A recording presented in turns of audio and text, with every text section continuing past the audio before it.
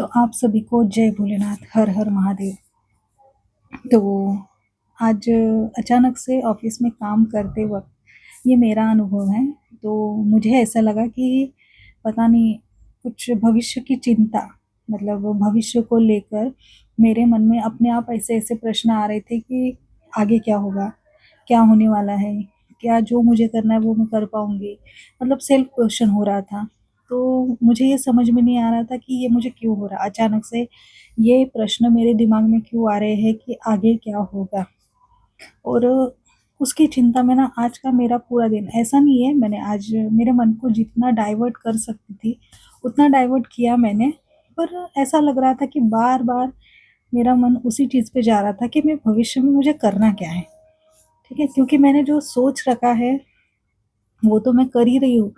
पर अचानक से मेरा माइंड, वो कहते हैं ना कि अगर एक प्लान एक सफल नहीं हुआ तो हमारा प्लान भी रेडी होना चाहिए।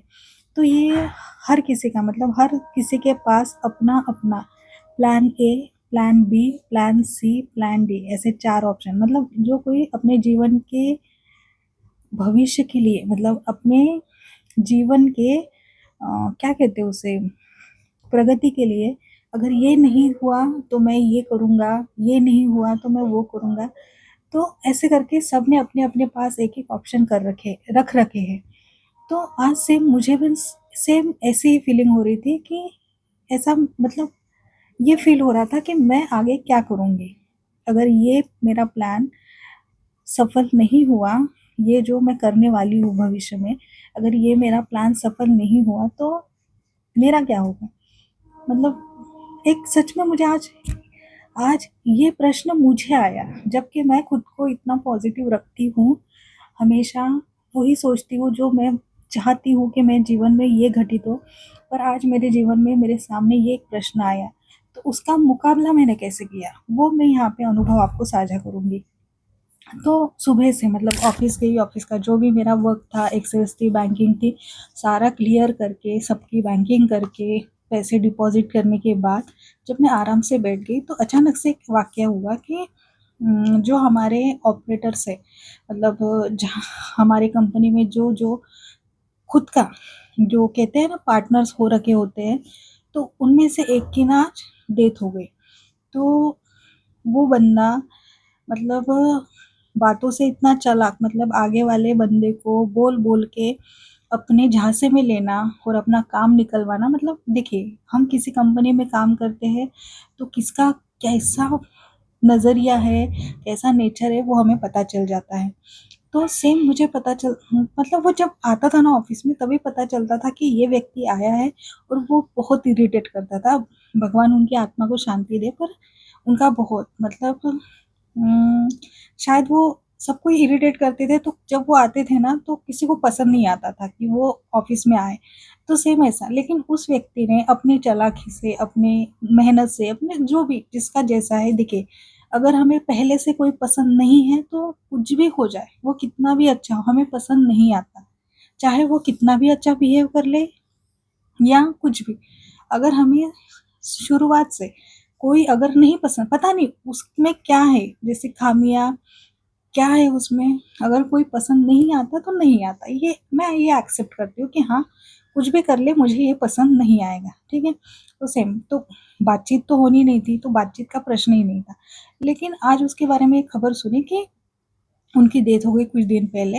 लेकिन पैसे से वो बहुत वजनी व्यक्ति था, मतलब उनके पास ढेरों की संपत्ति थी, लेकिन उन्हीं के बेटे ने जिसको उन्होंने पढ़ाया लिखाया, उनके नाम पर ढेरों की संपत्ति छोड़ के गए, उन्हीं के बेटों ने जब लास्ट स्टेज पर, जो उनका कैंसर था, उनके लिए डॉक्टर ने बोला था कि अगर आप ऑपरेशन भी कराएंगे या कुछ भी कराएंगे, लेकिन अब बचने की शक्यता बहुत कम है, मतलब 0 पर। लेकिन जब हम किसी से प्रेम करते हैं, जो हमारा अपना होता है, तो उनके लिए हम 0 पॉइंट, अगर डॉक्टर ने 0% भी अगर हमें शाश्वती दी है, फिर भी हम प्रयास करते हैं कि वो बचे जाए। तो ये तो उनके पिता ही थे, तो उनको, उनके बेटों ने ये एक्सेप्ट कर लिया कि यहाँ पे सिर्फ पैसे वेस्ट होंगे और कुछ नहीं होगा। तो उन्होंने उनका ऑपरेशन नहीं कराया और उनको जाने दिया, उनको शांत होने दिया अपने हिसाब से। तो ये सब हुआ। लेकिन ऑफिस में यही चर्चा हो रही थी कि देखो इतना पैसा होते हुए भी उन्हीं के बच्चों ने उनको इस ऐसा छोड़ा। पर मुझे एक ऐसा मतलब मेरे दिमाग में एक आया कि एक व्यक्ति को इतनी यातना मतलब ऑपरेशन का दिखना, अब देखिए पहले ही कैंसर से इंसान बहुत कमज़ोर हो जाता है, कीमोज ले लेके बहुत कमज़ोर हो जाता है। उसके बाद भी अगर डॉक्टर बोले कि बचने की संभावना बहुत कम है, फिर भी अगर आप ऑपरेशन करते हैं तो उनके 6 महीने बढ़ जाएंगे। तो मुझे कभी कभी लगता है कि उनको ये यातना देने से अच्छा है कि उनको नेचुरली भगवान के दर पर जाने देना चाहिए। मतलब जैसे कि उनके बेटों ने जो भी किया, देखिए कोई हमें बताता है कि ऐसा ऐसा हुआ है, लेकिन जो उनके घर के व्यक्ति हैं, उनका जो बेटा है, उनकी माँ है, उनका जो भी, शायद यही वो सोच रहे होंगे कि इस समय में हम उनको क्यों ये यातना दें, क्यों ये पीड़ा दें कि उनको ऑपरेशन थिएटर ले जाए, उनका कट हो या कुछ भी हो, उनको इतनी पीड़ा क्यों देना? जब डॉक्टर ने कह ही दिया है और बहुत उनकी हालत अगर खराब हो, तो हमें इस समय में उनको वो दर्द नहीं देना चाहिए। तो शायद मुझे वही लगता है, हमारे ऑफिस में ऐसा होता रहता है कि किसी के पीठ पीछे कोई बात छोटी सी भी हो जाए तो उसे बड़ी बना के बता दिया जाए। तो ये वाक्य हुआ। तो देखिए फिर ये पूरा इसका यही सार निकल गया है कि देखो उसके पास पैसा था फिर भी वो बच नहीं सका, फिर भी उनके घर वालों ने उसे नहीं बचाया। ये हो गया, ठीक है। उसके बाद मेरा लंच वगैरह हो गया। देन मेरे माइंड में अचानक से एक ख्याल आया कि मेरा आगे क्या होगा, मैं क्या करने वाली हूँ। ये तो मेरा जो भी, ये देखिए जो मैं जॉब कर रही हूँ वो मेरा जॉब परमानेंट जॉब है, बहुत अच्छा है, बहुत बढ़िया है। मतलब अच्छा खासा पेमेंट है। क्या कहते हैं उसे, अ, अच्छा खासा पेमेंट है और मालिक की कृपा से बहुत अच्छा है, ठीक है। तो ये बात है। फिर भी अचानक से मेरे मन में देखिए, किसी किसी के पास नौकरी नहीं है, कोई सोच रहा है कि नौकरी करना है, किसी को नौकरी चाहिए होती है, कोई दर दर अपना सीवी लेकर भटक रहा होता है। लेकिन मालिक की कृपा से मेरे भाग्य में नौकरी थी, वो मुझे मिल गई, वो मैं कर रही हूँ। फिर भी मेरे दिमाग में एक ख्याल आया कि मेरा क्या होगा, भविष्य की चिंता। अब देखिए मैंने पास के बारे में मैंने बहुत सोच सोच कर वो मैंने बंद कर दिया है। मैं अब वो ना सोचती हूँ, ना मैं सोचना चाहती हूँ, ठीक है।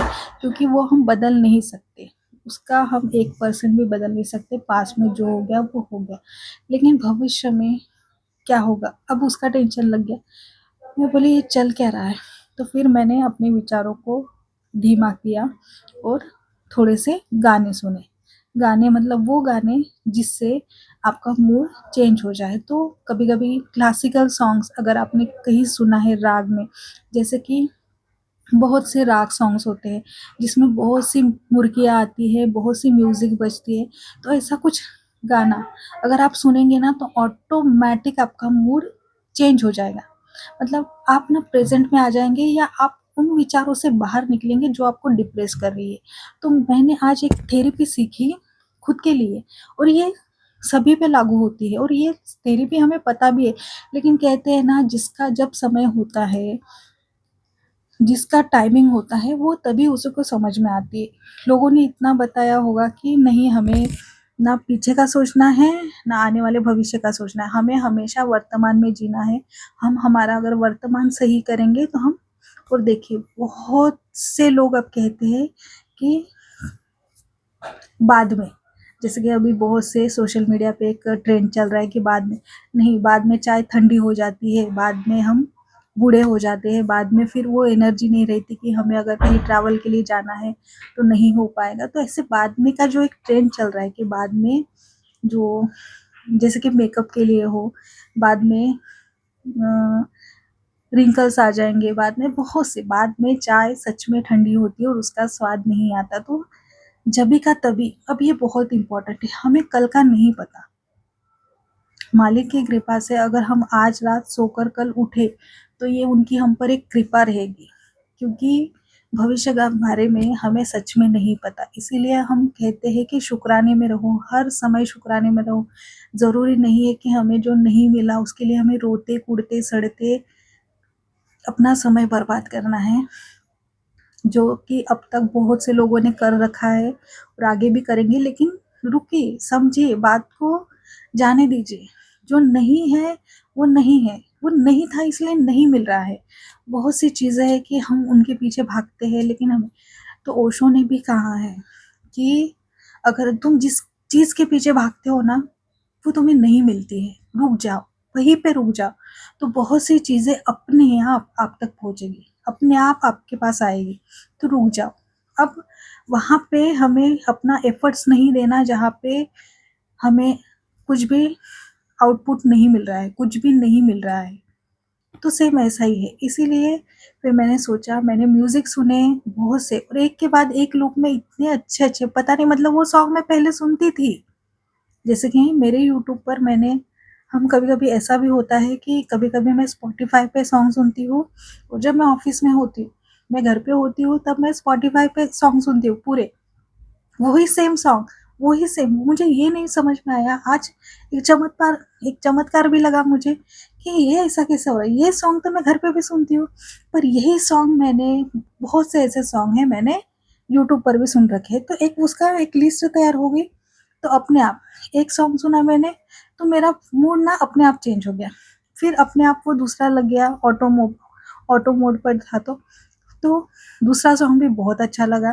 तीसरा सॉन्ग, ऐसा करते-करते पूरे क्लासिकल सॉन्ग जो मैंने सुन रखे थे, जैसे कि मैंने अली सेठी का सुना था आज ही कि रंजिश ही सही, ठीक है? उसमें अचानक से मेरा एक अ, पता नहीं, अब वो मुझे मेरा आवाज़ अभी ठीक है, मालिक की दया से गा लेती हूँ, लेकिन एक ऐसा हुआ कि अपने आप मैंने गाना शुरू कर दिया।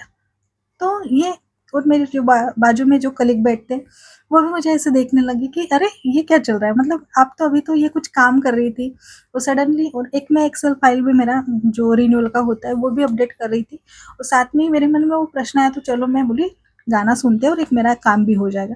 तो सेम ऐसा चल रहा था। तो गाने, मुझे लगता है ज़िंदगी प्यार का गीत है, इसे हर दिल को गाना पड़ेगा। मालिक ने जिन-जिन मनुष्य को जन्म दिया है, उसे अपना संगीत खुद ही गाना है। तो रोते हुए नहीं गाना है हमने, हमने हँसते-हँसते गाना है। तो तब जाके पता चला कि अगर जीवन में संगीत नहीं होता, तो हमारा जीवन कितना अधूरा होता। क्योंकि हर एक शब्द हमें परमात्मा से जोड़ता है, हमें ईश्वर से जोड़ता है। और मुझे पहले नहीं पता था, लेकिन मुझे अब ये पता लग चुका है कि मेरा एक-एक सॉन्ग मेरे मालिक के लिए बना है।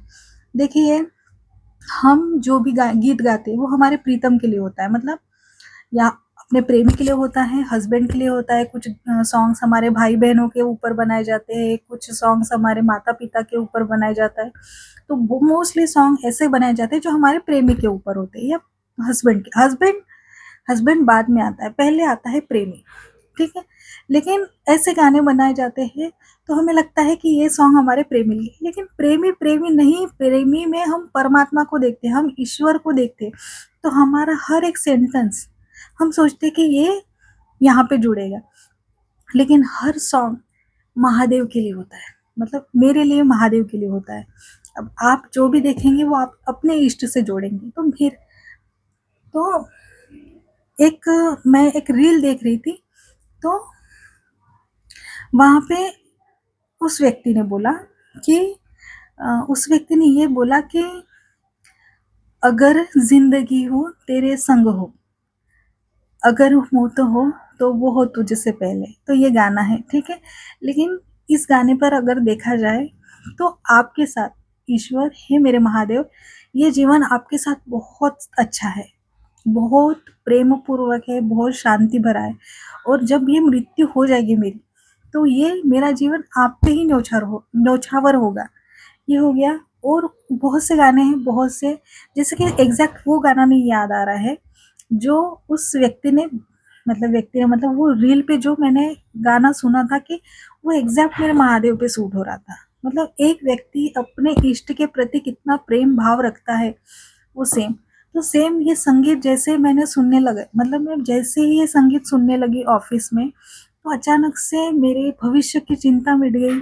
मेरा पास्ट में जो हो गया वो ख़त्म हो गया, मैं प्रेज़ेंट में आ गई कि हाँ, कितना, और सडनली ऐसे लगने लगा सडनली मेरा मन ग्रैटिट्यूड से भर गया कि हे ईश्वर, हे मालिक, आपकी कृपा से मेरा जीवन बहुत सही है, बहुत सही। मतलब अचानक से लगा कि मैं जो अभी जीवन जी रही हूँ वो कितना बेहतरीन है, कितना बेस्ट है। कितने लोग, मैं ऑफिस में बैठकर, मेरा खुद का डेस्क है, जैसे कि हर किसी का कैबिन होता है, मेरा खुद का डेस्क है, मेरी चेयर है और मेरा पर्सनल कंप्यूटर है और मतलब मेरे जो भी ऑर्डर्स फॉलो करने के लिए हमारे पास मतलब एक चाय वाली आंटी है जो हमें टाइम टाइम पे पानी देती है, हमें चाय बना कर देती है, वो भी रेडी टू फ्रेश। तो इतने सारे हमें फैसिलिटीज़ दे रखी है। ऊपर से एसी, 8 घंटे एसी में बैठती हूँ। तो ये इतनी सारी नियामतें, इतनी सारी ईश्वर ने आशीर्वाद दे रखे हैं और हम रोते रहते हैं कि मेरे पास ये नहीं है, मेरे पास वो नहीं है। तो भविष्य की चिंता मतलब क्या होता है? भविष्य की चिंता मतलब ये होता है कि पता नहीं हमें जो चाहिए वो हमें मिलेगा कि नहीं, लेकिन अभी जो हमारे पास है, मेरे मन में वही चल रहा था ना, एग्ज़ैक्टली यही चल रहा था कि भविष्य में क्या होगा? लेकिन मैं ये नहीं सोच रही थी कि अभी भी मैं बहुत बेहतर जगह पर हूँ, अभी भी मैं बहुत कर रही हूँ, अभी भी मेरे पास सब कुछ है जो मुझे चाहिए। बैंक में पैसा है, खुद के मन से मतलब मैं अपने पेरेंट्स को वो अगर कुछ माँगे तो वो दे सकती हूँ। मेरा मन जो चीज़ खाने की इच्छा कर रहा है वो मैं खा सकती हूँ। मैं ईश्वर की ईश्वर के पास जहाँ पे तीर्थाटन है वो कर सकती हूँ। मतलब हर चीज़ से हम जब स्वतंत्र हैं, हम कर सकते हैं, तो हमें फिर दुःख किस बात का? कौन से वो चीज़ है जो नहीं मिल रही है तो उसके लिए दुखी होना है। तो ये सोचना चाहिए हमने कि हमारे पास हम किस चीज़ के लिए रो रहे हैं, जबकि हमारे पास सब कुछ है। मालिक ने हमें सर से लेकर पैरों तक पूरा सुदृढ़ बनाया है, स्वस्थ बनाया है, हर एक अंग है। हम किस लिए रो रहे हैं?